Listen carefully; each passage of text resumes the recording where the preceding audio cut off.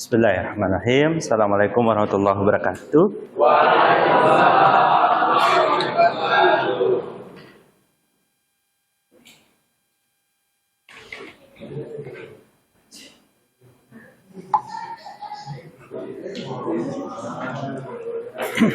Baik, saya mohon maaf tadi saya tuh ke ruangan sana sebelah sana.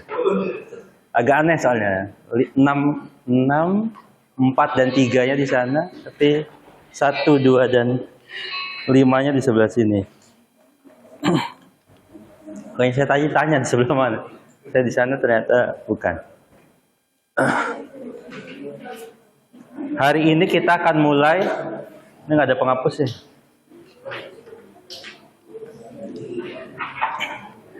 Ada. Baik, hari ini kita akan mulai mata kuliah hukum acara pidana ya. Perdata apa pidana nih? Pidana. Oke. Baik, kalian ini semester 5, betul? 4. Oke. Saya itu biasanya memisahkan antara 1 sampai 4 dan 5, 6, 7, 8. Karena bagi saya 1 sampai 4 itu adalah masa-masa persiapan ya, biasanya berguguran banyak di semester ini. Ya. Ini kayaknya dulu waktu masuk pertama kali kan mahasiswanya lebih banyak dibandingin. Soalnya kalau sudah semester 5 ke atas, nah itu biasanya stabil yang akan lulus ya sekitar-sekitar itu. Nah, gitu. Karena tahun ini biasanya masih ada yang mau coba-coba lagi. Saya mau daftar ini lagi. Oke. Nah, di semester atasnya nanti kalian akan lebih fokus. Contoh di semester 5 itu saudara akan ikut memilih satu pilihan berupa peminatan. Yang nanti itu berimplikasi pada mata kuliah yang akan saudara ambil dan skripsi yang saudara akan buat. Oke, terima kasih Mas. Ternyata saya nggak bawa spidol juga. Ada ya? Nah, bagus lah. Nah, boleh saya pinjam ya. Ini nanti semester 5 itu ada yang namanya peminatan yang saudara akan pilih. Yang saudara akan ambil 10 SKS, ada 5 mata kuliah yang nanti berujung pada skripsinya sesuai itu. Oke. Di semester sampai semester 4 ini saudara akan diajak untuk menyiapkan landasan-landasan itu. Itu kira-kiranya lah. Baik, ini mata kuliah hukum acara pidana. Saya biasa singkat dengan nama Hafid. Kalau acara perdata saya sebut Haper. Saya adalah dosen yang spesialisasinya adalah hukum acara. Kata acara inilah yang nanti berkembang, orang yang ngurusi bidang hukum ini disebut pengacara. Atau kita sebut sekarang dengan nama pengacara, atau nama resmi legalnya adalah advokat. Saya, S2 saya itu di bidang litigasi, sama Pak Rio, ada Pak Rio. Gelar kami itu MHLI, gelar-gelar langka, karena yang mengeluarkan cuma satu universitas di Indonesia. Hanya di Gajah Mada yang punya gelar ini. Jadi saya cari gelar ini berarti ya dia teman satu alma mater. Hukum litigasi artinya peradilan atau bahasa gampangnya sering digunakan istilah hukum acara. Oke, saya mengajar hukum acara pidana, hukum acara perdata dan agama, beberapa mata kuliah hukum acara. Nanti juga di semester 7 saudara akan ketemu saya dengan mata kuliah praktek. Praktek apa? Praktek dari hukum acara ini. Di hukum acara semester 4 ini kita akan bicara tentang teorinya. Yang saya harap ini dipahami betul-betul karena nanti di semester 7, ini kan semester 5 semester 4 nih, sorry. Nanti di semester 7 saudara akan bertemu dengan mata kuliah praktek. Apakah mata kuliah hukum di prodi hukum itu ada prakteknya? Ada. Di semester 7. Prakteknya ngapain? Ya menjalankan apa yang saudara pelajari di mata kuliah hukum acara-acara yang ada di semester 4 dan 5 itu.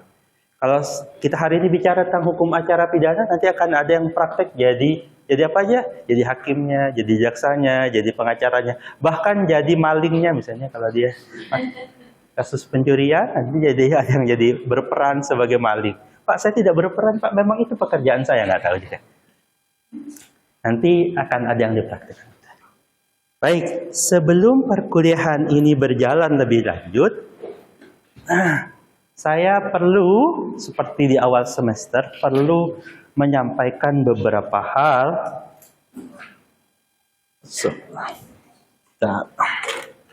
Ada sinyal nggak sih?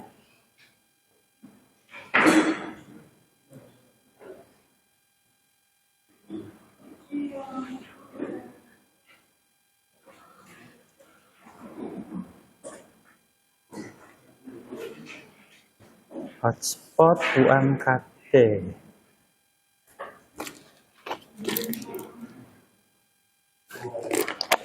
Oh, nggak bisa.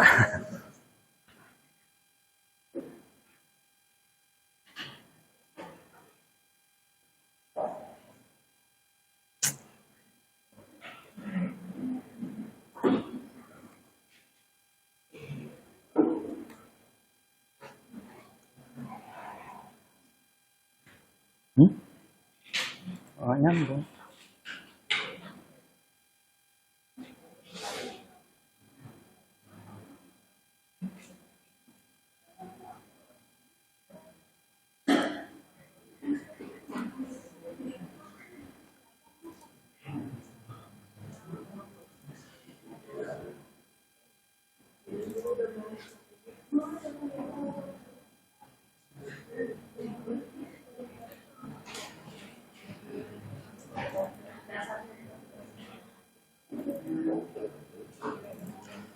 Baik. Atau saya kok nggak bisa connect ke internet, tapi nanti. Pertama yang saya harus sampaikan di pertemuan pertama adalah nama mata kuliahnya ya, ini mata kuliah hukum acara pidana. Sebelum masuk di situ, kita akan menyepakati beberapa hal berkaitan dengan berjalannya perkuliahan. Mata kuliah ini bernilai 4 SKS. Oke. Konsekuensinya setiap pertemuan 1 pekan itu bernilai 200 menit. Ya, 200 menit. Dilaksanakan secara hybrid. Jadi sekarang bukan hanya mobil yang hybrid, kan perkuliahan juga hybrid ya. Hybridnya 100 menit di kelas, 100 menit di OPL. Oke. Konsekuensinya itu. Jadi ada kewajiban, Pak kenapa tetap harus buka OPL? Karena ada kewajiban 100 menit di OPL.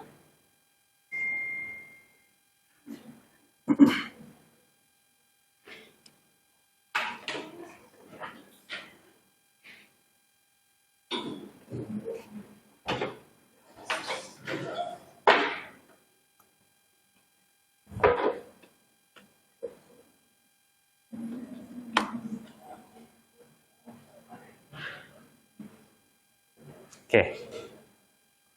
Pengantar hukum acara. Nilainya adalah 100 menit. Sehingga siapapun saudara wajib menjalani perkuliahan. Oh ya, saya belum memperkenalkan diri. Nama saya Muhammad Nurholis Al-Hadi. Bagi yang belum kenal, saya saat ini jadi dosen. Home base-nya di satu masih jadi kaprodi sekaligus WD1. Jadi kalau berurusan apa-apa biasanya ke saya itu cuma minta tanda tangan aja kan.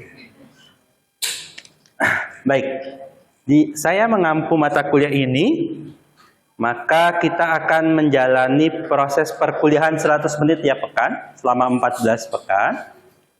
Ada 14 pekan plus 1 UTS, 1 UAS. Oke, semuanya totalnya ada 16 pekan. Begitu juga OPL-nya. Oke. Maka kewajiban pertama yang harus saudara penuhi adalah saudara wajib hadir 85%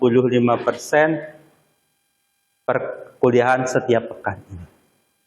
Saya, karena kewajiban seorang kaprodi, saya akan selalu tegaskan ini. Kenapa? Karena Saya ini sebenarnya orang yang sangat pengen sekelas saya itu dapat A semua. Tapi ada tapinya. Entah kenapa selama saya mengajar, itu selalu ada yang begitu gigih. Saya begitu gigih ingin kalian dapat nilai A. Tapi ada di antara mahasiswa saya, mudah-mudahan rekornya hari ini. Ada saja mahasiswa saya, semua kelas yang saya ampu itu, ada mahasiswa yang begitu gigih untuk dapat nilai E. Beneran. Apa ciri khas dia? Apa penanda khas dia begitu gigih? Dia tidak memenuhi syarat utama untuk perkuliahan ini. Apa? Baik di kehadiran maupun OPL. Jadi saya tolong, kalau saudara sakit sampaikan sakit, nanti di si pennya menuliskan angka sakit di situ. Kalau izin yang dibenarkan, mintalah izin dengan baik agar terpenuhi pesannya. Itu juga yang ada di OPL. Semester kemarin ada yang Pak nanya ke saya, Pak, kenapa saya hadir terus Pak perkuliahan, hampir selalu hadir terus. Ya, saudara memenuhi ini. Lalu saya bukakan, OPL-mu itu hanya 20% progresnya. Bagaimana saudara berharap dapat nilai A? Yang dia dapatkan adalah itu ya. Saya tidak ingin ada saudara yang gigih sekali berjuang mati-matian untuk mendapatkan nilai E. Ya, tolong saya memberi. Saya berharap lah. Saya belum pernah soalnya di kelas saya tuh ada yang nggak dapat E. Cek aja semua. Ya mungkin yang pernah ngambil kelas saya. Saya belum tahu. Sepertinya saya belum pernah ngajar kalian. Pernah? Ini biasanya selalu ada. Nggak tahu kalian ada yang nggak pernah dapat E di kelas saya, atau yang dapat E itu yang sudah tidak ada lagi di kelas ini. Oke, bahkan semester 1 kemarin saya ngajar semester 1 ya, angkatan pertama yang masih fresh, ada aja dapat E. Saya nggak tahu. Ya mudah-mudahan gitu ya. Jadi tolong dipenuhi dua hal ini. Segigih apapun saya ngasih nilai saudara, bisa nilai UAS saudara 100 ini, tapi ininya tidak memenuhi, ya saya tidak bisa berkata apa-apa. Saudara akan digugurkan sehingga dapat nilai E. Walaupun tidak ada juga sih yang pernah dapat 100 ya. Baik, itu yang pertama. Jadi tolong hadirlah di kelas saya. Saya memberi keringanan. Di kelas saya kalian mau tidur silahkan. Ya, saya baik. Boleh. Saya tidak akan bangunkan karena saya tuh punya pengalaman. Saya pernah cerita dari kalian. Saya pernah waktu SMA itu punya guru yang paling saya favorit. Favoritnya adalah guru fisika. Kenapa? Guru fisika itu orang yang paling baik. Mata kuliahnya saya tidak ngerti sama sekali. Tapi dia adalah guru yang membiarkan siswanya kalau tidur. Jadi ada kelas di belakang tidur itu dia bilang, jangan dibangun, kasihan, mungkin tadi malam capek, kayak gitu dia. Gitu. Jadi saya mempersilahkan di kelas saya ada yang tidur, ada yang main HP, silahkan. Tapi tolong jangan ribut, itu saja. Kalau ribut itu mengganggu konsentrasi teman yang lain. Jadi kalian silahkan. Mau datang di kelas ini, mau sambil minum, ngemil, boleh ya, asal jangan ribut. Yang penting jangan nasi padang kalian makan di sini. Itu mau ngerusak konsentrasi saya. Gitu. Jadi hadirlah di kelas walaupun tidak bermanfaat. Tetaplah hidup walaupun tidak berguna ya. Tuh. Begitu juga OPL-nya. Walaupun kalian cuma klik gak pernah dibaca itu, ya, tetapi tolonglah progresnya dipenuhi minimal 85%. Oke, itu ya. Jadi tolong. Yang kedua, saya akan bicara tentang penilaian. Nilai, anggap aja tulisannya penilaian ya, anggap saja. Dinilai dengan 4 poin, 1, 2, 3, 4. Poin pertama adalah poin kehadiran. Hadir. Kehadiran dari mana? Dari 2 ini. Kumulatif, bukan dipilih salah satu. Dua-duanya terpenuhi, saudara sudah dapat poin 5% dari 100. Oke? Lalu ada yang namanya poin tugas. Tugasnya itu senilai 30%. Nah, ini biasanya saya sangat membantu saudara dengan memberikan nilai tugas. Di sini sangat mudah. Tapi tolong dipenuhi.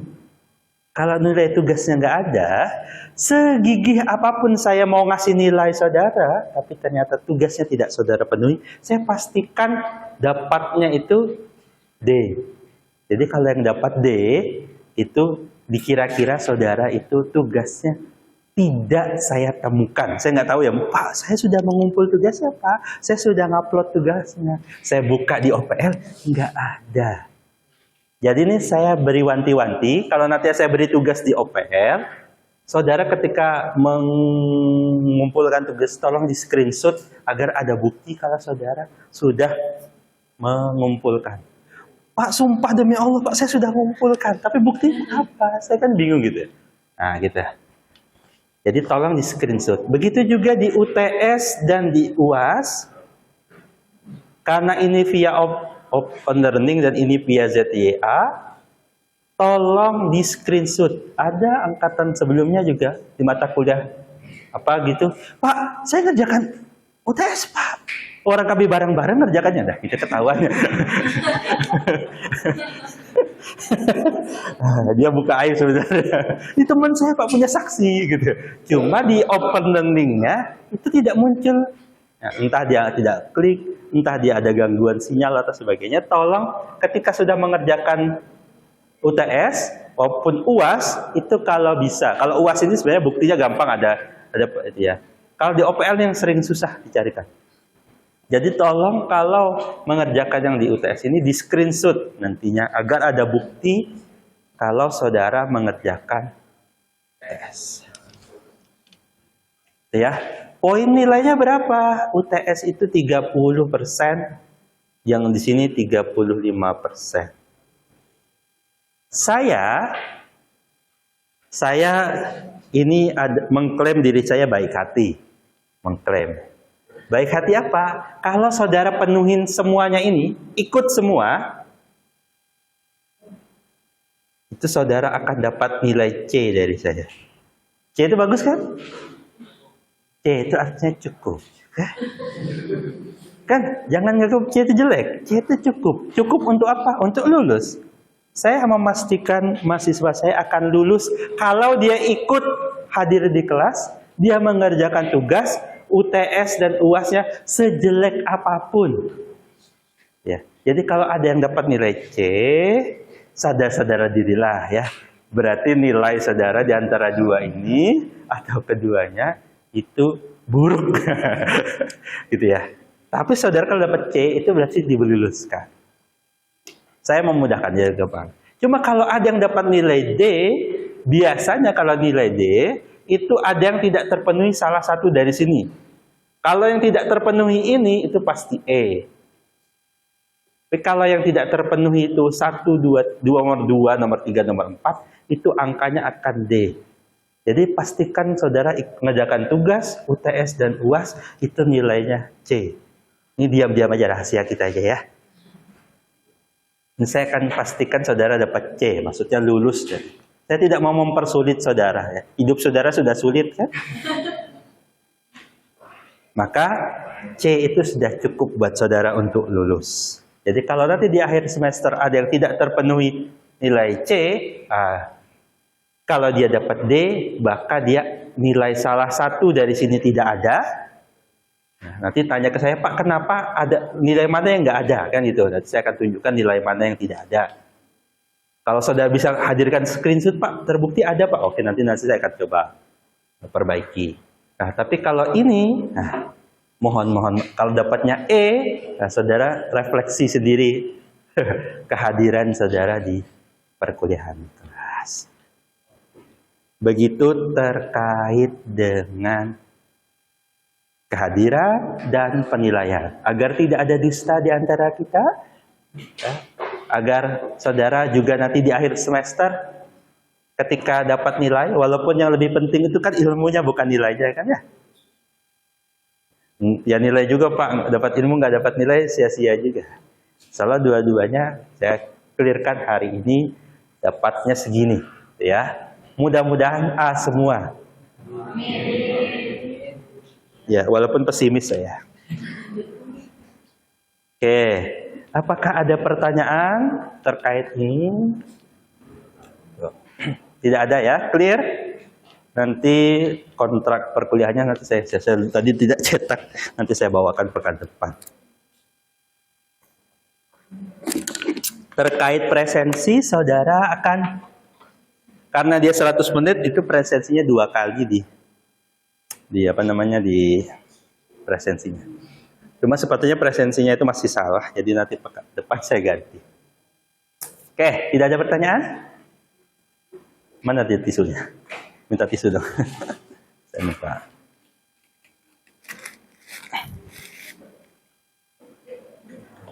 Oke.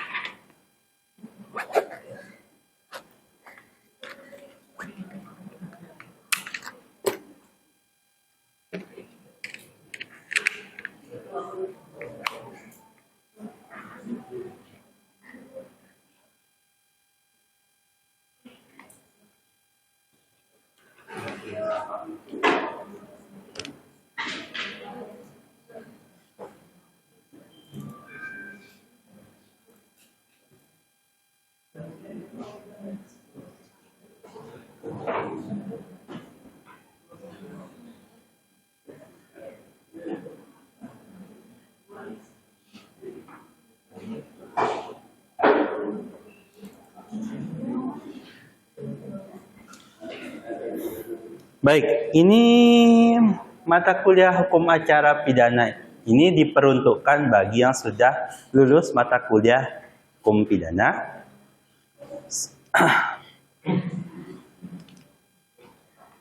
Silakan.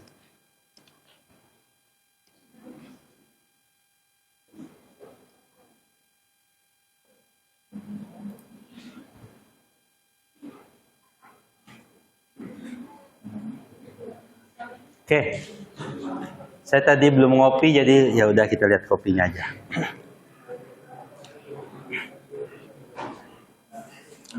Baik, hukum acara pidana itu adalah hukum formal. Kalau kalian kemarin pernah belajar tentang hukum material dan hukum formil, maka hukum acara ini adalah hukum formil dari mata kuliah apa? Dari mata kuliah pidana. Bahasa gampang membedakan. Ini kata-kata yang tidak selalu harus saudara camkan istilah material dan formil. Apa bedanya? Ada? Masih ingat bedanya Pak? Aduh Pak, kemarin liburan jadi semua menguap begitu saja. Salah satu ciri khas mahasiswa sejak saya kuliah itu gitu sama sih.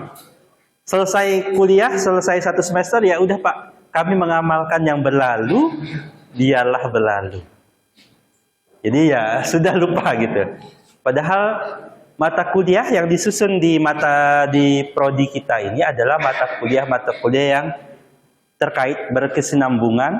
Apa yang dibahas kemarin itu akan dibahas lagi kelanjutannya dan nanti akan dilanjutkan. Contoh pidana ini dalam hukum pidana, contoh ya, saudara ini kan pertama mengenal pidana itu dari hukum pengantar tata hukum Indonesia, PTHI. Sudah lulus mata kuliah ini? Ada yang belum? Kalau belum, gitu ya. Lalu saudara nanti di semester berikutnya mengambil hukum pidana. Hukum pidana ini adalah hukum material yang dibahas. Kalau bahasa saya menggunakan hukum material itu adalah aturannya bagaimana. Kalau hukum formil itu adalah kalau peraturannya itu dilanggar. Di bawah sana itu ada lampu merah, ya. Di perempatan itu ada lampu merah. Kalau lampu merah, saudara berhenti apa terus? Yakin?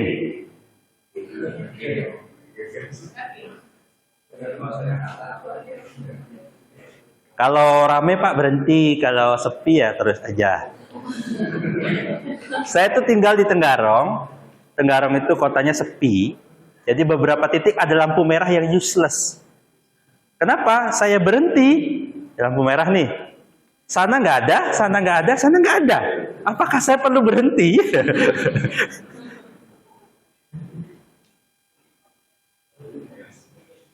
Ya, lampu merah itu aturan submaterialnya, saudara, diminta berhenti. Oke. Kalau hijau, jalan. Kalau kuning, yang warnanya sebenarnya oranye itu bukan kuning. Hah? Hati-hati. Siap-siap. Bukan ngebut. Hah? Biasanya kalian ngebut ya. Kalau kuning Pak, masih kuning Pak. Oke. Aturan itu diatur di dalam hukum pidana material. Oh ini begini nih. Kalau hukum pidana materialnya itu ternyata ada yang melanggar, ada pernah nerobos lampu merah di sini?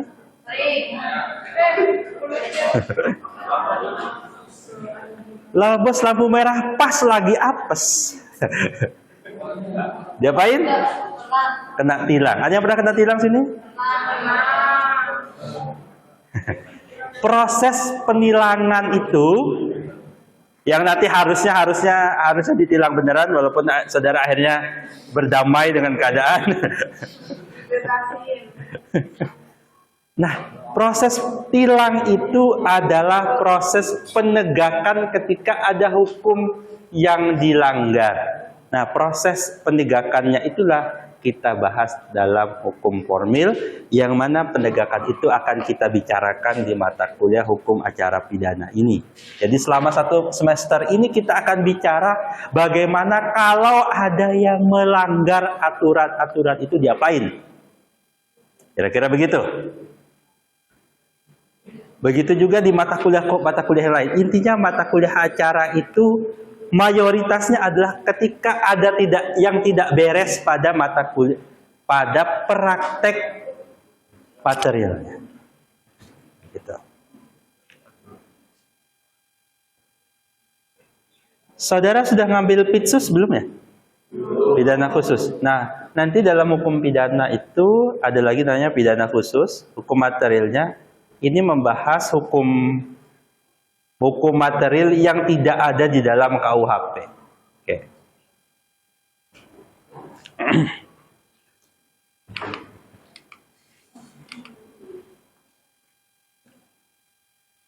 Maka kita tengok teorinya, yaitu kumpulan aturan yang berisi tentang perbuatan apa saja yang dapat dihukum. Anehnya, materi pidana ini memang banyaknya mengatur apa yang tidak boleh. Gini nggak boleh, gitu nggak boleh, itu banyak diatur di dalam pidana. Apa saja yang tidak diperbolehkan itu, maka kalau di dalam hukum Islam itu, dalam salah satu kaidah itu, Segala sesuatu itu dalam muamalah, segala sesuatu itu diperbolehkan sampai ada aturan yang melarangnya. Nah, kira-kira pidana itu pada posisi aturan yang melarang. Apa saja boleh saudara lakukan kecuali yang dilarang di dalam hukum pidana, berkaitan dengan hukum pidana. Itu begitu. Apa saja? Apakah ini boleh, Pak? Boleh, asal tidak ada aturan yang melarangnya. Masalahnya mayoritas kita itu di luar orang hukum ya, bahkan orang hukum sendiri itu tidak semuanya tahu apa saja yang dilarang. Oke. Bagaimana karena ketika ada orang melakukan sesuatu? Contoh ya, saya dulu waktu kecil, saya nggak tahu di usia kalian ini lahir tahun berapa ya, tapi nggak tahu di usia kalian itu kalian masih menemukan atau tidak. Dulu waktu saya kecil di tepian Samarinda itu, ya di tahun 2000-an awal atau 90-an akhir itu, banyak yang jualan telur penyu. Masih pernah kalian nemukan itu? Ya, mereka jualan telur penyu sepanjang jalan tuh, ya kan? Iya, jual. Padahal apakah saat itu boleh? Ternyata kalau kita cermati di aturan, ya itu dilarang. Dia penyu itu masuk kategori endangered atau apa namanya mau punah itu. Makanya sekarang kita tidak temukan lagi. Kenapa itu terjadi? Ya karena ada penegakan hukum pidana formil ini. Ketika ada yang dilanggar di pidana.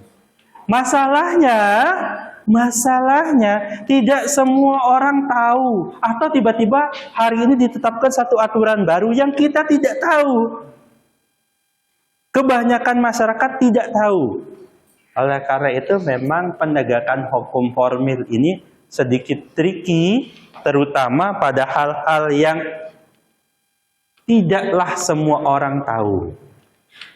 Walaupun ada satu pepatah hukum yang mengatakan semua orang itu dianggap tahu hukum.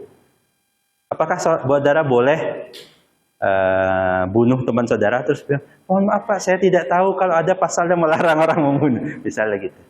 Oh Pak, itu kan dilarang secara moral. Oke, ada isi material ini yang secara moral kita tahu bahwa itu dilarang. Maling dilarang,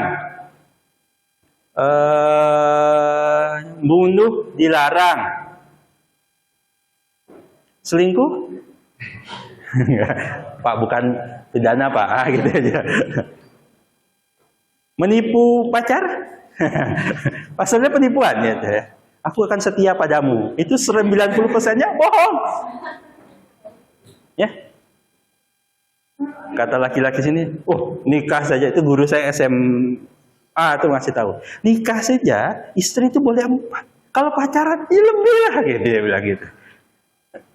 Jadi kata-kata, habis diputus saja ya.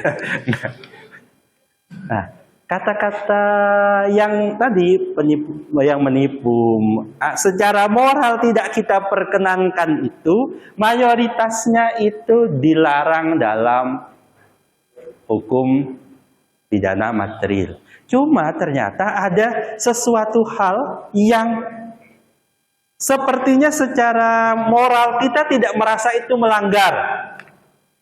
Contoh, kalau ditanya kepada masyarakat, beberapa masyarakat hukum yang masyarakat Dayak misalnya, atau di beberapa tempat itu, yang melakukan pembakaran hutan. Apakah dalam budaya mereka yang masih membakar hutan itu, menganggap pembakaran hutan itu adalah satu yang secara moral itu tidak benar? Mereka akan jawab, tidak Pak, memang dari dulu kami begini. Memang dari dulu kami begini. Nah, ternyata ada, dengan perkembangan zaman dan sebagainya, ada sesuatu yang dulu mungkin tidak dianggap secara moral dilarang, namun berubah nanti secara material dia akan dilarang. Saya selalu menyontohkan ini. Saya dulu pernah ke Bali tahun 2013. Di tahun 2013 itu, ya, Saya kalau ke Bali itu pernah ditawarin namanya mushroom, jamur. Tapi mushroomnya itu merujuk pada satu hal yang kalau digunakan mabok. Intinya gitu. Ya. Apakah saat itu polisi tahu? Tahu.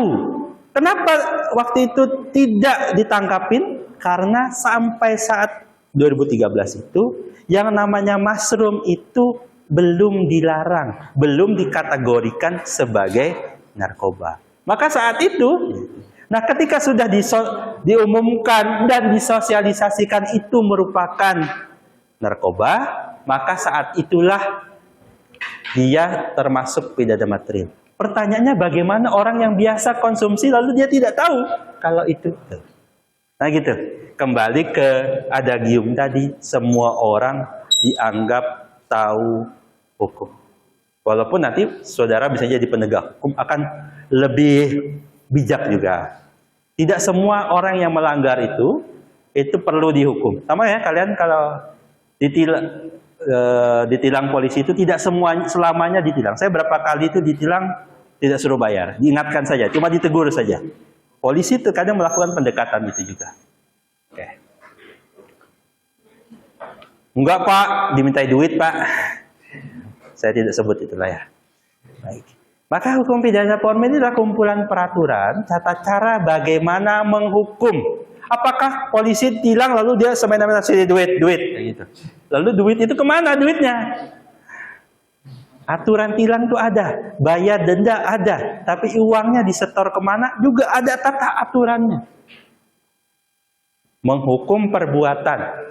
Perbuatan yang dapat dihukum tadi, itu dihukum. Tapi bagaimana cara menghukumnya, bagaimana prosesnya, bagaimana membuktikannya, apakah pasti dia pelakunya, maka itulah yang akan saudara pelajari dalam hukum acara pidana.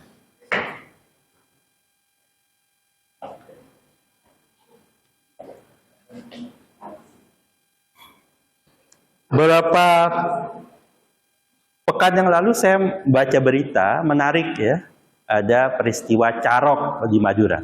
Tahu carok? Ya. Ada yang dari Madura sini? Ya. Peristiwa carok di Madura sana terjadi waktu itu. Kalau carok itu biasanya pakainya celurit ya, dan mereka itu biasanya dengan sadar berantem, duel gitu. Nah, masalahnya waktu itu terjadiannya adalah ternyata ada duel antara dua orang kakak adik melawan banyak orang. Ajaibnya yang menang yang dua ini. Entah pakai ilmu kebal, entah pakai apa. Yang penting mantap tuh, sakti sekali dia kan gitu. Ditangkap, ada mayatnya. Cuma pertanyaannya yang bagaimana proses hukumnya atas orang itu? Nah, ya. Bagaimana? Apakah ada buktinya? Oh, ada Pak buktinya, celuritnya. Apakah ada saksinya? Mati semua? Oh enggak Pak, ternyata ada yang berapa orang itu? Ya, dia 2 lawan 5, yang terbunuh 4, yang kelima itu ditantang. Masih mau maju apa enggak? Apa kabur? Kabur dia. Nah, yang itu jadi bukti, jadi saksi. Saksinya minimal berapa Pak? Ternyata ada lagi, saksi itu ada minimalnya. Ada orang yang diterima sebagai saksi, ada yang ditolak sebagai saksi. Nah, aturan-aturan itulah yang diatur yang nanti akan kita pelajari selama 1 semester ke depan berkaitan dengan hukum acara pidana.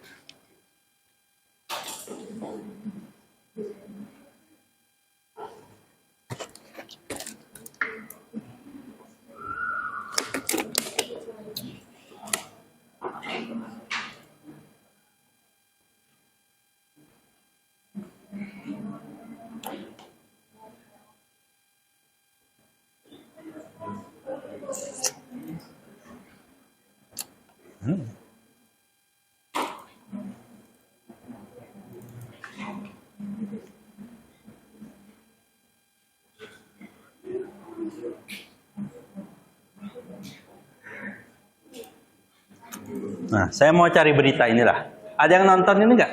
Ada yang tahu siapa dua orang ini? Berapa waktu yang lalu dia sempat rame, ya? Ini pengacaranya, ini si siapa? Jessica. Si Jessica ini prosesnya saat ini sedang dihukum di lembaga pemasyarakatan. Dia setelah melewati proses peradilan hukum acara pidana itu, dia divonis oleh hakimnya bersalah atas kematian Mirna, Wayan Mirna Salihin, yang kenal dengan kasus kopi Vietnam. Vietnam Drip itu jadi rame gara-gara dia ini. Ya. Hati-hati saudara ngopi teman ya. Kemarin kejadian lagi ada juga yang meninggal dunia pakai sianida karena dia yang membunuhnya itu tantenya. Jadi tantenya itu dia datang ke rumah tetangganya, dia menyampurkan sianida tuh ke kopi. Nah, bapaknya pagi-pagi si bapak itu bikinin kopi buat anaknya. Yang minum anaknya yang meninggal. Gitu ya. Hati-hati ngopi sekarang agak bahaya. Baik. Yang saya bahas saat ini, kenapa saya pengen ini, kan berapa pekan yang lalu ini jadi film ya, di Netflix atau apa ya? Ya. Versi yang di film itu menggoyahkan iman kita. Yang awalnya mengatakan salah itu si ini, ya, dijungkir balikan, jangan-jangan ini tuh bukan orang yang bersalah, tapi orang yang sebenarnya dijebak untuk dianggap salah, kan gitu. Padahal semua prosesnya sudah terpenuhi. Ternyata proses itu pun belum tentu bisa menghasilkan, ya. Karena yang maha tahu hanya Tuhan, ya kan gitu. Yang ada yang kita jalani itu ada proses membuktikan benar atau salahnya, seupayanya untuk membuktikannya. Sekarang sedang diproses oleh pengacaranya, ingin membalik, dia mengajukan PK, ingin membuktikan bahwa proses peradilan sebelumnya itu ternyata salah, ada salahnya, bahwa dia ingin menunjukkan bahwa Jessica ini tidaklah bersalah. Ternyata memproses begitu itu tidak mudah, tidak gampang. Kata seorang terbukti misal kita anggap dia melakukan satu tindak pidana, belumlah tentu nanti dia bisa terbukti sebagai pidana. Bisa jadi memang dia pelakunya dan nanti dia yang dihukum. Bisa jadi dia memang pelakunya, tapi tidaklah cukup alat bukti untuk membuktikan bahwa dirinya bersalah.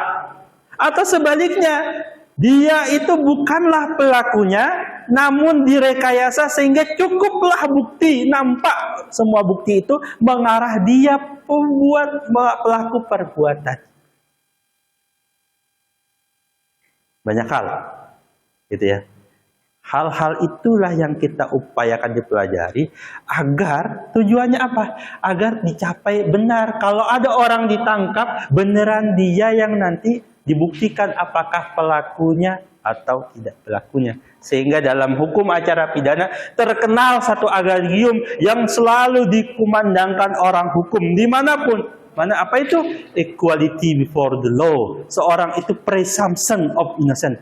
Dia itu tidak dianggap salah sebelum dibuktikan.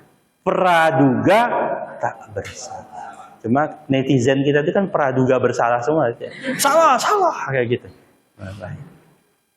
Sudah dihukum duluan oleh netizen. Dia ini sudah dirujak netizen berapa tahun yang lalu.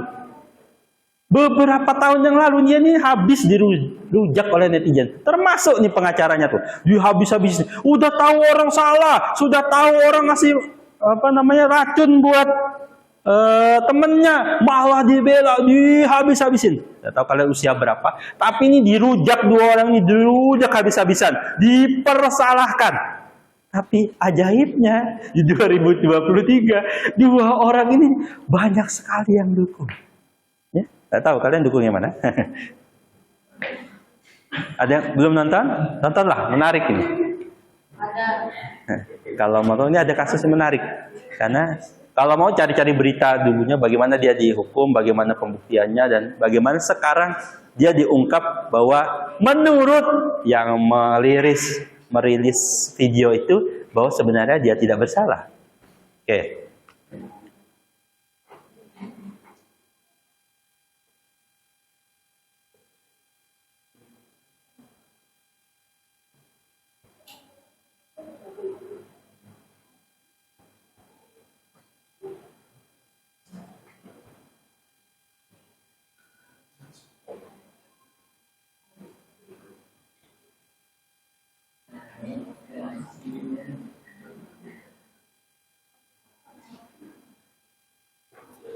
Oke, walaupun besok libur kita masih semangat.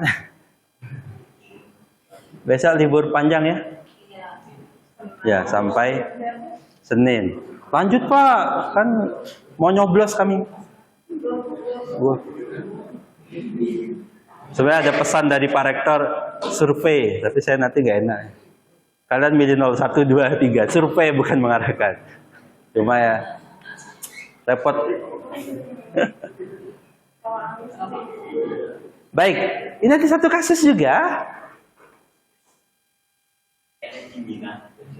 Kenapa saya sampaikan di awal? Karena ini biar membentuk satu mindset dulu. Aturan hukum materialnya, barang siapa mengambil barang milik orang lain itu akan dipidana, begitu ya? Maling itu dilarang. Apakah mbah ini, apa yang dilakukan orang mbah ini? Dia mengambil coklat, ya buah coklat milik satu perusahaan apa ya? PT Rumpun Sari Antan. Oke. Mencuri 3 buah kakao. Tahu kakao? Oh, pernah makan? Ya, memang nggak dimakan ya. Yang dimakan apanya kalau kakao? Bijinya, itu jadikan coklat.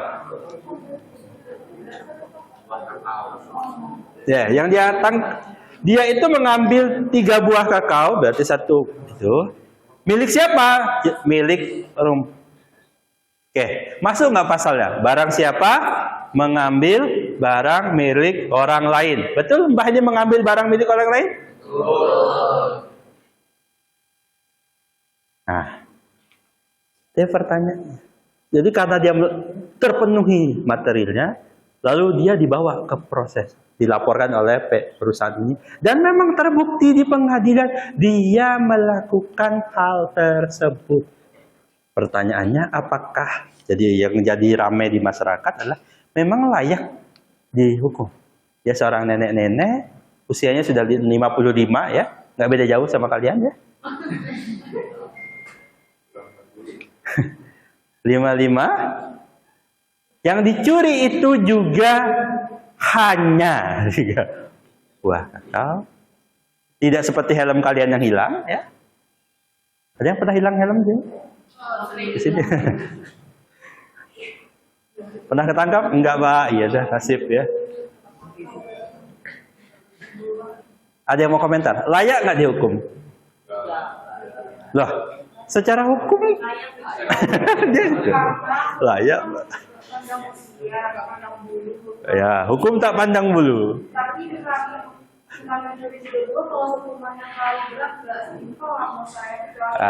Jangan kita bahas hukumannya dulu deh. Yang kita bahas apakah dia layak dihukum atau tidak? Pertanyaan, jadi ketika kalian melanggar hukum misalnya, kalian minta Pak sudah Pak nggak usah Pak dihukum gitu, atau kalian dengan sukarela. Kalau misalnya kalian kena lampu merah, tiba-tiba depan ada polisi, apakah kalian datang ada polisi? Pak, saya tadi ngelambar lampu merah Pak, saya layak dihukum. Ada yang hampir banyakkan orang bilang berupaya tidak. Betapa banyak di negeri ini orang yang berupaya untuk tidak dihukum padahal dia layak dihukum. Nah pertanyaannya apakah kalau yang begini ini layak dihukum?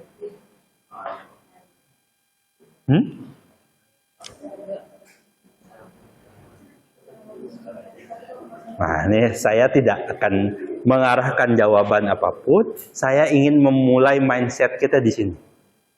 Karena ini bukan seperti kita sedang bukan bicara sebagai robot. Robot itu kalau ada sesuatu ya dia diperintahkan dia lakukan sesuai dengan programnya. Ini seakan-akan hukum acara pidana ini ya seperti robot itu. Ada sesuatu dia proses, ada sesuatu dia proses sesuai dengan SOP yang ada. Pertanyaannya, apakah semua yang lakukan itu layak dihukum? Lebih-lebih yang jadi masalah itu seringnya ini disandingkan dengan satu kasus. Kasus apa? Kasus-kasus korupsi yang orang ngambil hartanya banyak dan sebagainya. Oke. Saya angkat lagi satu kasus. Kasusnya begini. Saya lupa tadi mau cari tapi sinyalnya nggak ada. Jadi gini, ada seorang ibu-ibu di Jawa Tengah itu dia bawa motor matic, bisa dibayangkan ya. Saya bukan menjelekannya, cuma itu sering terjadi di masyarakat. Ya, dia bawa motor dan membonceng anaknya. Ibu-ibu ini ternyata tidak bawa surat, tidak punya SIM. Oke. Lalu entah bagaimana kejadiannya dia ditabrak oleh truk. Entah dia yang nabrak, apa truk yang nabrak. Saya tidak tahu siapa yang salah. Yang pasti kejadiannya adalah ibu ini terjatuh, kakinya patah, anak yang dia bonceng itu meninggal dunia. Karena ternyata tidak pakai helm juga. Udah ibu matic, nggak punya SIM, nggak pakai helm lagi. Lengkap kan itu?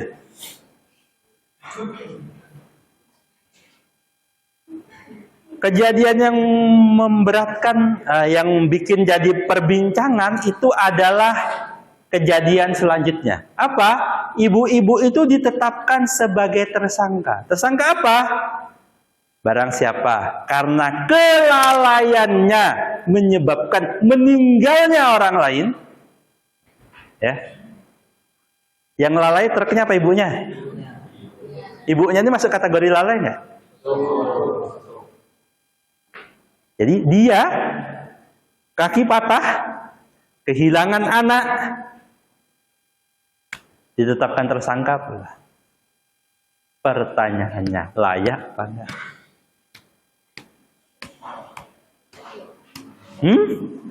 Bapak ini baru mulai semester udah membingungkan. Ya memang begitu. Saya akan memulai perkuliahan ini dengan begitu. Agar tidaklah kita itu kayak robot yang A, B ya pasti B. Saya sampai jam berapa ya? 11 lewat? Oke. Gimana? Lebih parah kasus ini apa kasus yang meninggal ibu tadi? Gimana? Dia sudah kehilangan anak, dia sudah patah kakinya, motornya mungkin ya rusak tentunya.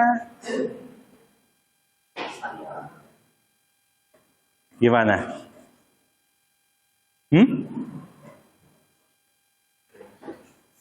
Aduh Pak, saya nggak berani jawab, takut kualat ya.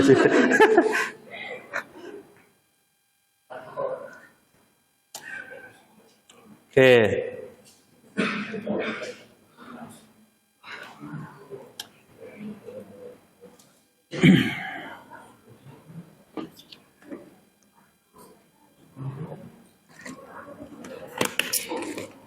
Baik, sampai sini ada pertanyaan? Nggak ada. Oke. Oh ya, OPL-nya nanti saya setting dulu karena ini ada beberapa kelas yang bukan hanya ngajar saya perlu sesuaikan dengan dosen yang lain, jadi saya perlu koordinasi dulu, nanti baru saya PJ kelasnya saya kasih link dan passwordnya. Maka dicoba ada satu pengertian tentang apa itu hukum acara pidana, serangkaian aturan yang memberikan petunjuk apa yang harus dilakukan oleh aparat penegak hukum. Ada yang pengen jadi penegak hukum di sini? Penegak hukum siapa saja?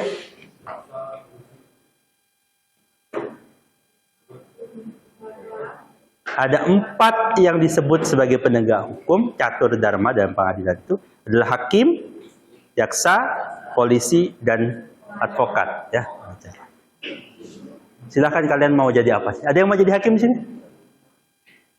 Saya nggak tahu. Saya sering nanyakan ini. Ada pengen jadi hakim sini? Pada nggak berani. Pak, kami belum terlalu yakin Pak dengan pribadi kami sendiri. Ya, ada yang mau jadi jaksa? Ada? Ada polisi? Ada yang sudah jadi polisi? Lalu ada yang pengen jadi pengacara? Enggak Pak, enggak. Pengacara itu jelek gitu ya?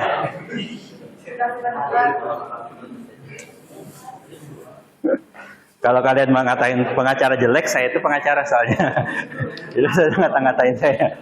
Baik, ini ada beberapa teori, saya tidak terlalu saya hanya ingin intinya bahwa bagaimana seseorang itu, kalau ini pasti seseorang atau yang disetarakan dengan orang, maksudnya apa? Hantu Pak, bukan. Badan hukum juga bisa dipidana. Ketika dia dianggap melanggar satu perbuatan pidana material, bagaimana memprosesnya. Jadi mata kuliah ini intinya 3. Prosesnya bagaimana? Proses membawanya itu, ya, termasuk bagaimana membuktikannya. Jadi bicara tentang prosesnya. Di proses ini kan nanti bicara siapa saja yang boleh, siapa yang boleh nangkap. Apakah semua polisi itu boleh nangkap? Ternyata tidak, ya. Karena ada polisi tidur, tentu dia tidak bisa nangkap. Tidak semua polisi itu boleh nangkap, tidak semua polisi yang mana yang boleh dan sebagainya. Lalu bagaimana putusannya? Karena ini penting untuk disoroti sendiri. Bagaimana hakim memutusnya? Bagaimana hakim menilai, oh dia itu layak atau tidak? Lalu yang terakhir, habis itu bagaimana eksekusinya? Nanti kita akan sampai di sini, bagaimana eksekusinya. Ketika sudah diproses, lalu bisa diputus, entah dia bebas atau dihukum, bebas, lepas, atau dihukum. Itu ada 3 kategorisasi dalam hukuman. Nah, ketika dia itu dihukum, bagaimana eksekusinya? Indonesia masih menganut hukuman mati. Bagaimana cara hukuman mati? Ada yang pernah di sini? Pernah tahu, ya, bukan? Ditembak? Ya. Kalian pernah ditembak? Apa? Ditembak hukuman mati. Gimana prosesnya? Siapa algojonya? Bagaimana? Apakah ditembak pasti mati? Dia kasihannya dia ditembak nggak mati. Pak, gimana Pak? Orang-orang yang punya ilmu kebal itu Pak, dia dihukum mati ya. Setelah ditembak, mental perutnya. Nah itu. Nanti dibahas sampai bagaimana eksekusinya. Kalau orang di penjara, Pak, gimana dia di penjara? Di penjara itu enak apa enggak? Hah? Di penjara itu makan 3 kali sehari. Banyak mahasiswa yang makan sehari 2 kali. Enggak selalu dia. Jadi saya bilang teman saya kan ya bercandaan ya. Dia dari keluarga kurang mampu gitu. Ya sehari itu dia tuh makan sehari 2 kali. Ya dia jamak antara sarapan dan makan siang. Dijamak. Ada biasanya jamak takhir dia. Yang makannya dulu kami tuh favorit ke satu tempat itu yang dia nasinya bebas ambil, itu ngambil nasinya gede gitu, sayur tempe ya isinya. Harganya waktu saya masih ingat, waktu itu nasi telur di waktu saya kuliah itu nasi telur itu 4.000, es tehnya 1.000, nah 5.000 itu udah kenyang. Sekarang ya.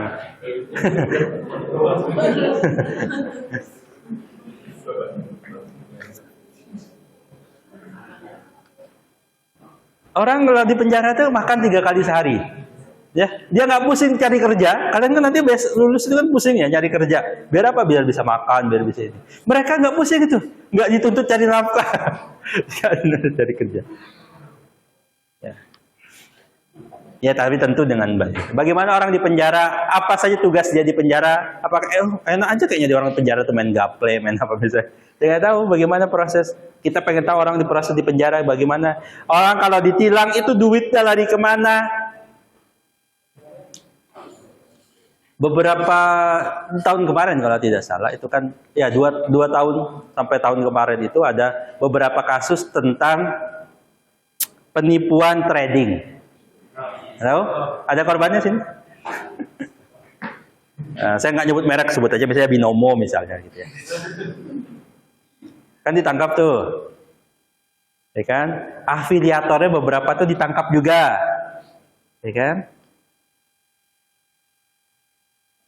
Ketika ditangkap, terus uangnya kan disita tuh, ya kan? Asetnya disita kan? Pertanyaannya, kemana lari uang dari aset itu? Buat negara, enak dong negara ya, dapat duit banyak. Apa kepada para korbannya? Mana korbannya nggak dapat mana? Kan itu. Kemana duit itu? Nah, itu juga akan kita bahas tentang bagaimana ketika dia dieksekusi. Ada beberapa kejadian begini.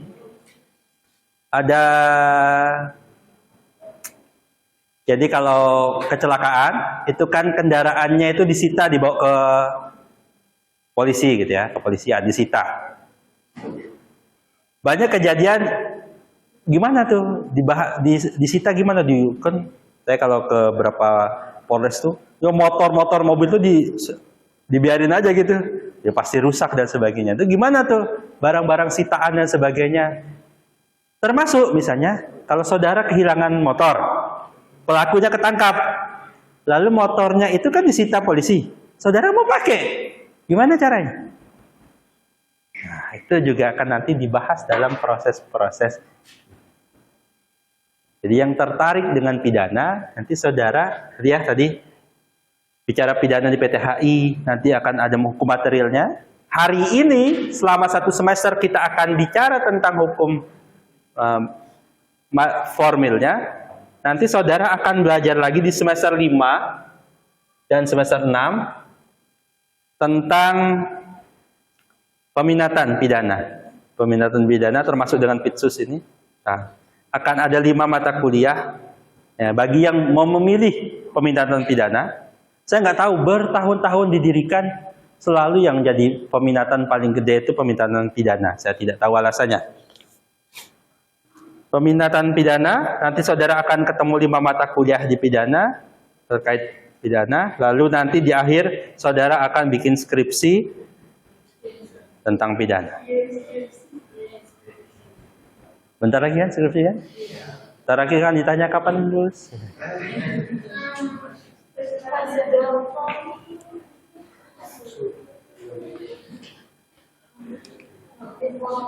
Saya itu termasuk yang cinta kuliah, suka belajar. Apa buktinya? Kuliah-kuliahnya lama. Saya dulu kuliah S1 S2 di Gajah Mada. Waktu S1 itu saya kuliah 10 semester. Ya, 10 semester, 5 tahun. 9 semester. Saya lulus di semester ke-10. Jadi saya dihitung 9 semester. Kalau ditanya kenapa lulusnya lama, saya jawab, masuk UGM itu susah. Kenapa bersikeras ingin segera keluar? Itu alasan aja ya. Nah, mudah-mudahan.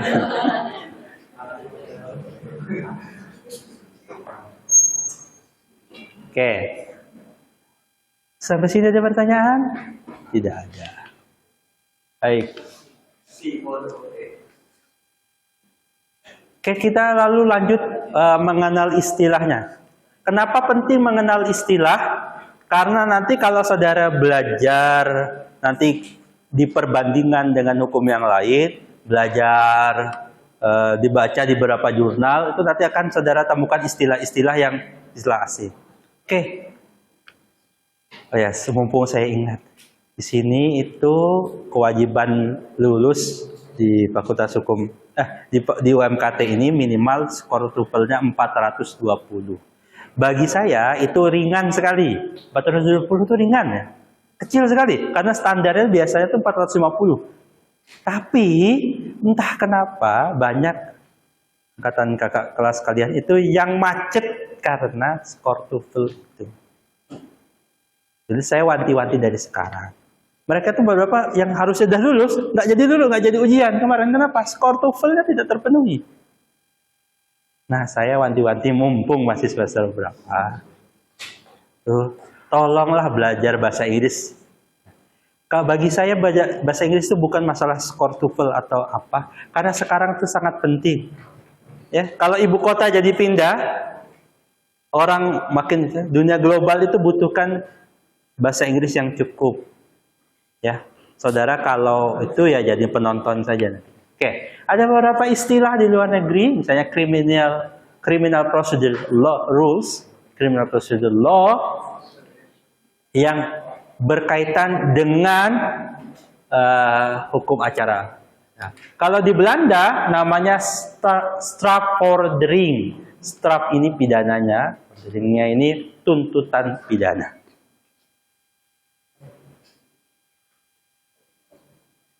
Oke, ada beberapa hal yang perlu dicamkan oleh mahasiswa hukum. Apa itu? Mahasiswa hukum itu tidak dituntut untuk hafal semua aturan, tahu semua aturan, menguasai semua aturan, tidak. Tapi mahasiswa hukum itu dituntut tahu, nyari aturannya di mana. Nyari, oh ini kalau ini tuh nyarinya di mana. Kalau bahasanya adalah sumber hukumnya yang mana. Itu. Jadi saudara itu nanti waktu dunia kerja bisa jadi peraturannya berubah, undang-undangnya berubah. Tapi saudara tahu cara nyarinya. Oh Pak, dulu waktu kuliah saya nggak diajarinnya kayak gini. Aturannya sudah berganti ternyata. Jadi kalau saudara menghafal itu sia-sia. Kenapa? Karena aturannya bisa berubah. Maka yang dituntut kepada saudara ada tentang bagaimana mencari sumber hukum. Maka untuk saat ini sumber hukumnya masih berlaku adalah KUHP. Ada Undang-Undang Pokok Kehakiman, yang ini beberapa kali sudah ada revisinya. Undang-Undang tentang Mahkamah Agung, apa ditulisnya? Nggak tahu. Undang-Undang Pokok Kejaksaan, pelaksanaan KUHP, berbagai undang-undang seperti undang-undang. Nah, perkembangan-perkembangan ini yang perlu saudara update. Ini yang saya tidak,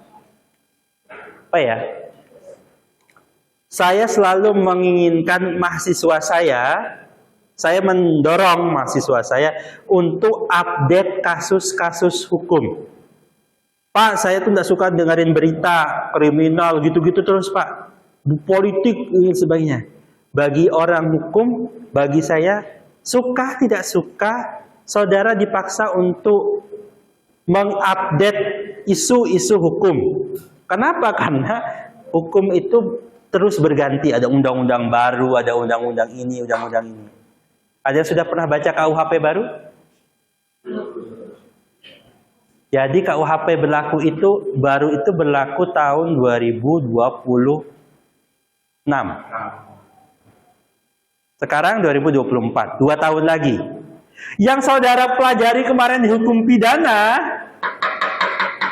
itu diganti.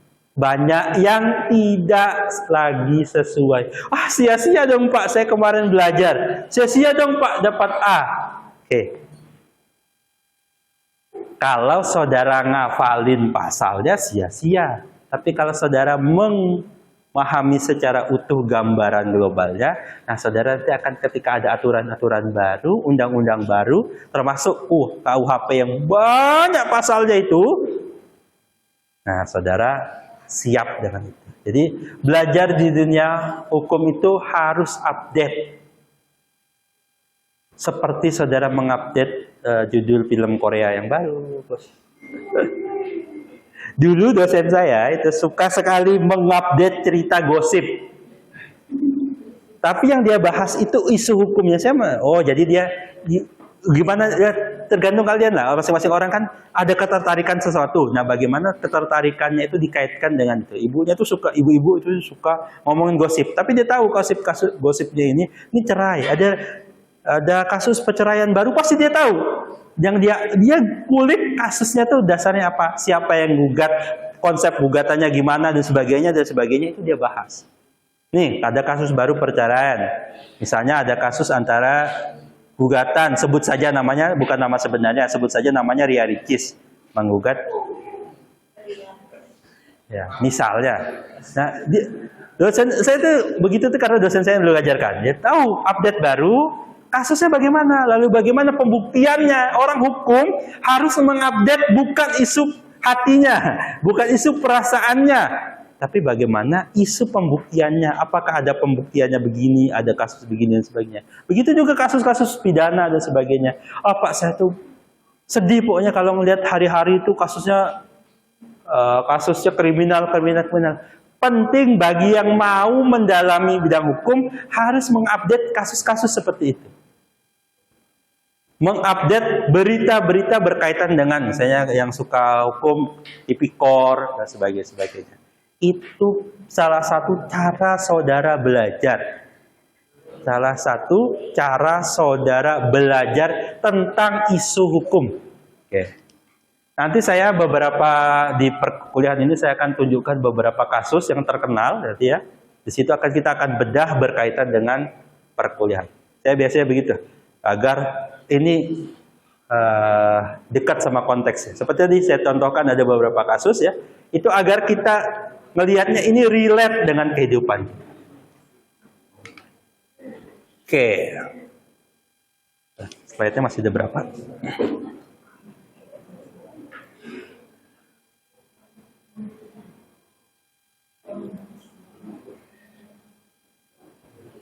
Oke, ini 4 slide terakhir. Tenang saja ya. Baik, ada 4 slide terakhir kita selesaikan dalam beberapa menit ke depan. Apa tujuan dan fungsi dari hukum acara pidana? Biasanya kayak gini keluar di ujian. Menemukan fakta tentang terjadinya. Maka yang pertama yang harus kita tentukan itu adalah faktanya bagaimana. Saudara akan dituntut untuk bagaimana mengulik satu fakta. Karena kita harus bisa, tantangan betul di zaman sekarang, apalagi zaman era netizen ini, ya. Bagaimana sampai pada fakta yang sebenarnya, bukanlah fakta yang diutak-atik, bukan juga isu yang berkembang, bukan juga kabar yang tidak jelas, hoax dan sebagainya. Nah, ini yang penting. Bagi seorang penegak hukum, dia harus bisa mencari betul-betul faktanya seperti apa. Ada kejadian di misalnya beritanya begini. Seorang mahasiswa di salah satu perguruan tinggi di Malang loncat dari lantai berapa? Lupa. Saya lupa lantai berapa gitu ya. Kan gitu. Apakah faktanya dia benar-benar mahasiswa? Ternyata dia sudah bukan lagi mahasiswa. Kan itu. Berita itu sering menghancurkan fakta. Kenapa? Karena dia ya yang dia kejar upload dulu. Nanti baru direvisi. Nah, saudara perlu mengulik, ya, mengumpulkan itu apakah itu beneran fakta. Begitu. Ada penemuan mayat di salah satu universitas. Memang ternyata dia itu kadaver. Kadaver tahu? Apa? Jenazah yang digunakan untuk, ya, ini depan sana itu. Ada nggak mayat itu? Hah? Kalian nggak tahu tuh? Dulu kantin yang lama itu sekarang jadi kamar mayat. Jadi baru tahu. Jadi kalau depan situ ada yang lambai-lambai, dicek dulu faktanya. Syukur saya suka kerjain itu ya kelas malam ya, hati-hati lewat sana. Saya nggak tahu, silakan dicek saya.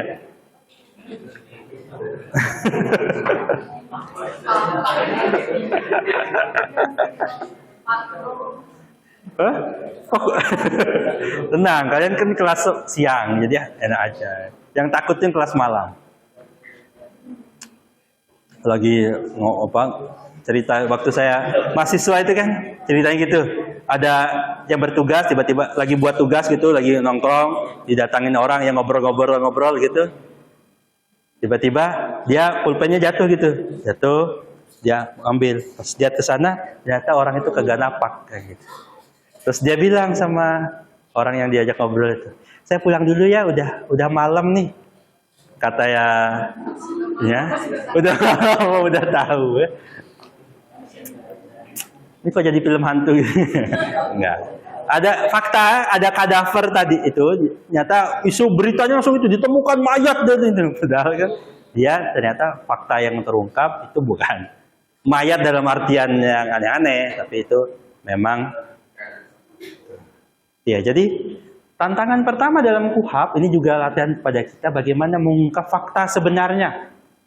Karena hukum pidana itu ingin mengungkap fakta sebenarnya. Emang dicari sebenarnya. Mas punya orang tua? Punya? Bapak, ibu? Ibu, yang masih ada ibu. Gitu ya. Kalau dalam fakta sebenarnya, apa bukti kalau ibunya itu adalah ibunya, Mas? Hah? Pernah nggak? Berarti sampai sekarang belum? Misalnya ya, ini contoh ya. Walaupun tidak harus segitu juga gitu. Berarti pulang-pulang, Bu, kita tes DNA. Dia amuk dari sama ibu, ya enggak? Cuma ya gitu ya. Dalam ini ada proses-proses. Tidak harus tes DNA, bisa jadi pakai bukti saksi. Kan dulu waktu kamu lahir ya betul begitu. Karena ada kejadian di mana kemarin tuh, di Bogor apa Bekasi, sudah 1 tahun ternyata dramanya bayi tertukar. Bayi sudah jerawat setahun itu tertukar ternyata. Waktu dites DNA betul silang itu. Salahnya di mana? Ternyata salahan waktu petugas medisnya waktu nyerahkan. Jadi kalau lahiran itu kan saya pernah waktu lahiran itu, emang kan bayinya dibawa ke ruangan saat tertentu, si ibu dibawa ke ruangan tertentu. Nanti baru waktu itu saya dorong anak pakai itu mengambil dari ruang sebelah. Nah kalau terjadi namanya human error gitu, kasusnya itu terjadi ternyata tertukar. Nah dia tesnya dengan tes DNA. Bagaimana mengungkap fakta yang sebenarnya kejadiannya apa sih? Setelah terungkap faktanya, itu nanti kan ditetapkan ada pelanggar hukumnya atau tidak. Nanti saudara akan bicara proses penyidikan, penyelidikan, dan sebagainya. Misalnya, ditemukan fakta ada seorang yang loncat dari sini ke bawah. Kira-kira mati nggak? Yakin? Coba. Ya, misalnya ya. Jatuh, mati. Apakah itu tindak pidana atau bukan harus dibuktikan? Kenyataan fakta ada orang meninggal dunia dan dia tuh terlempar atau minimal dia terlempar dari atas itu. Nanti kan ditarik ke faktanya. Apakah dia terlempar karena sendirinya atau dia kepleset lewat depan situ? Saya kemarin waktu ini belum dipasang tuh saya agak wati-wati, setiap jalan situ agak hati-hati. Karena kepleset itu bisa nyemplung bawah. Kalau sekarang agak aman sedikit. Jadi kalau jalan tuh mepet-mepet dinding gitu. Nggak tahu, sedikit fobia ketinggian sepertinya. Apakah dia itu benar faktanya dia loncat? Ataukah dia bunuh diri? Atau dia tuh didorong temannya? Atau dibully temannya gimana dan terjadi? Atau ternyata memang ada sengaja orang membunuhnya dan sebagainya. Dibikin kejadiannya direka bahwa itu seakan-akan bunuh diri. Ini jangan kejadian, seakan-akan dia bunuh diri. Tapi ternyata ada beberapa hari yang lalu saya menemukan satu berita. Jadi ada seorang yang ditemukan dengan sayatan tangannya ini. Tapi pas di salah satu kejanggalannya adalah sayatannya di tangan kanan, sedangkan dia bukan orang kidal. Jadi harusnya saya ngatanya di sini. Ya. Setelah diungkap dan berapa terbukti bahwa dia tuh direkayasa bunuh diri, bahwa ternyata ada sepupunya sendiri yang datang mau pinjam uang 150.000 dan tidak dikasih. Ternyata pinjam 100 itu bisa membuat orang membunuh. Jadi dia pinjam 150.000 nggak dikasih, ya gitu. Terus entah dia tergoda dengan perempuan itu gimana, dibunuh dan diperkosa. Nah setelah diperkosa itu di setting gimana seakan-akan dia bunuh diri. Jadi temuan awalnya diperkirakan itu bunuh diri, tapi setelah diungkap dan sebagainya ternyata ada. Disinilah proses hukum acara pidana itu mengungkap apakah ini kejadiannya bunuh diri kah, apakah sakit jantung kah, ataukah diracun sehingga jantungnya, nah gitu.